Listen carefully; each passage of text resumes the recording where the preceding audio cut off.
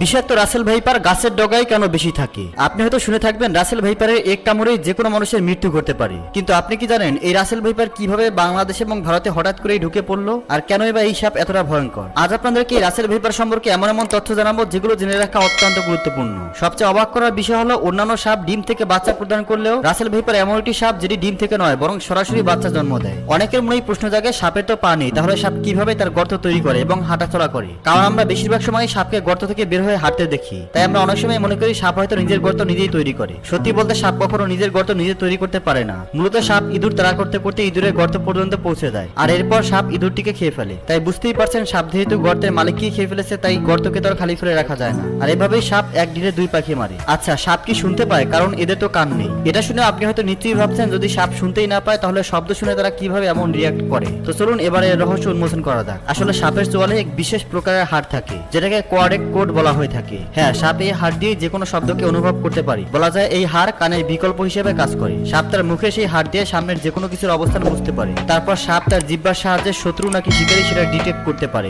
মুখের সামনে ছিদ্র দুটি বলে দেয় যে সামনে অবস্থানরত প্রাণীটির আকার আয়তন কত বড় কিংবা কত ছোট। আর সাপ এগুলো দিয়ে তার চোখ কানে কাজ চালিয়ে নেয়। আপনি কি জানেন বিষাক্ত রাসেল ভাইপার সহ অন্যান্য সাপ কেন তার খোলস পরিবর্তন করে? পৃথিবীতে হাজার হাজার প্রজাতির সাপ বছরে 4 থেকে 5 বার তার খোলস পরিবর্তন করে। আসলে এর প্রধান কারণ হলো সাপ প্রতিনিয়ত বড় হতে থাকে, কিন্তু তার শরীরের বৃদ্ধির তুলনায় সাপের খোলস বৃদ্ধি পায় না। ফলে সাপের দ্রুত বৃদ্ধির কারণে তার চামড়া এতটাই টাইট হয়ে যায় যে সাপ কোনোভাবেই নড়াচড়া করতে পারে না। তাই বাধ্য হয়ে তাদেরকে পুরনো চামড়া দেহ থেকে বের করে ফেলতে হয়। এর ফলে সাপের অনেক যন্ত্রণাও সহ্য করতে হয়। আচ্ছা, বিষাক্ত রাসেল ভাইপার যদি আপনার পিছনে তাড়া করে আপনি কি তাহলে ওই সাপের সাথে দৌড়ে পেরে উঠবেন? এর উত্তর হলো হ্যাঁ, কারণ রাসেল ভাইপার খুব দ্রুতগতির সাপ নয়। কিন্তু যদি কখনো ব্ল্যাক মাম্বা আপনাকে তাড়া করে তাহলে কখনোই তার সাথে দৌড়ানোর ভুল করবেন না, কারণ ব্ল্যাক মাম্বা হলো পৃথিবীর সবচেয়ে দ্রুতগতির সাপ। এরা ঘন্টায় 70 কিলোমিটারও বেশি বেগে দৌড়াতে পারে। আপনি কি জানেন কিভাবে রাসেল ভাইপার সহ অন্যান্য বিষাক্ত সাপ রাতের ঘুটঘুটে অন্ধকারের মধ্যে মানুষকে স্পষ্ট দেখতে পেয়ে তাকে কামড় দিতে পারে? কিন্তু এটি কিভাবে সম্ভব? আপনি যদি সাপের মাথা ভালোভাবে খেয়াল করে দেখেন তাহলে আপনি অবশ্যই সাপের মাথায় দুটি ছোট ছিদ্র দেখতে পাবেন। আসলে সাপ তার এই ছিদ্র দ্বারা হিট ডিটেক্ট করতে পারে,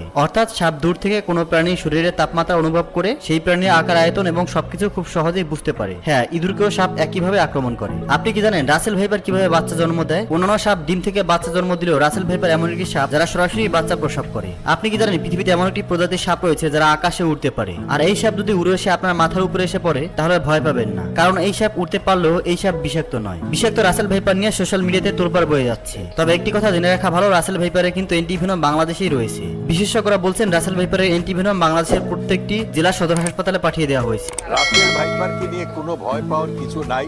মানে আমাদের হেলথ সেক্টরে আমাদের প্রত্যেকটা জেলা উপজেলা প্রত্যেকটা সরকারি হাসপাতালে রাসেল ভাইপারের ভেনাম অ্যান্টিভেনাম মজুদ আছে। ভিডিওটিকে লাইক করে চ্যানেলটিকে সাবস্ক্রাইব করুন।